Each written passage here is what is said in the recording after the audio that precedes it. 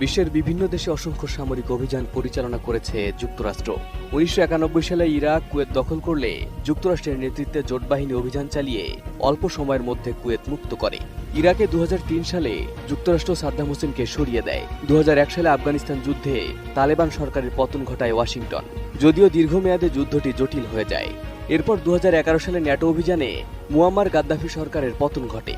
সর্বশেষ ভেনেজুয়েলা আকস্মিক হামলা চালিয়ে প্রেসিডেন্ট নিকোলাস মাদুরোকে অপহরণ করে যুক্তরাষ্ট্র। এছাড়া পানামা, গ্রেনেডা, সার্বিয়া সহ বিভিন্ন দেশে সফলভাবে সামরিক অভিযান পরিচালনা করেছে যুক্তরাষ্ট্র। ইতিহাস পর্যালোচনা করলে দেখা যায় এসব অভিযানে তেমন কোনো দুশ্চিন্তাতে পড়তে হয়নি যুক্তরাষ্ট্রকে। সামান্য ক্ষয়ক্ষতি এবং হতাহত হলেও সফলভাবে সবগুলো অভিযান শেষ করেছে ওয়াশিংটন। তবে উল্টো চিত্র দেখা মিলেছে ইরান যুদ্ধে। কোনোভাবেই ইরানকে থামাতে পারছে না ট্রাম্প ও নেতানিয়াহু বাহিনী।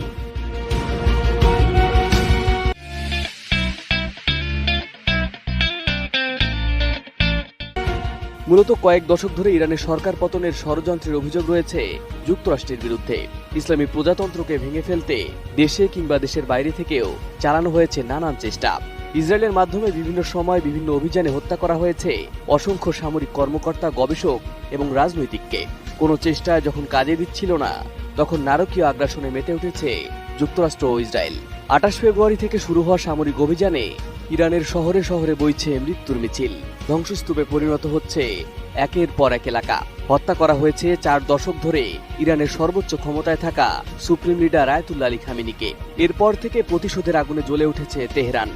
পাল্টা জবাবে নাস্তানাবুদ করছে মার্কিন বাহিনী ও ইসরায়েলকে। ইরানের এমন পাল্টা আক্রমণে রীতিমতো চিন্তায় প্রেসিডেন্ট ডোনাল্ড ট্রাম্প।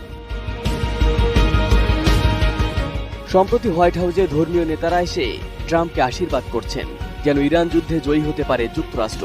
ভাবতে পারেন ইরানের পেছনে লেগে কতটা চাপের মুখে ওয়াশিংটন। বিশেষজ্ঞরা বলছেন, ইরান ভেনেজুয়েলা কিংবা ইরাক নয়।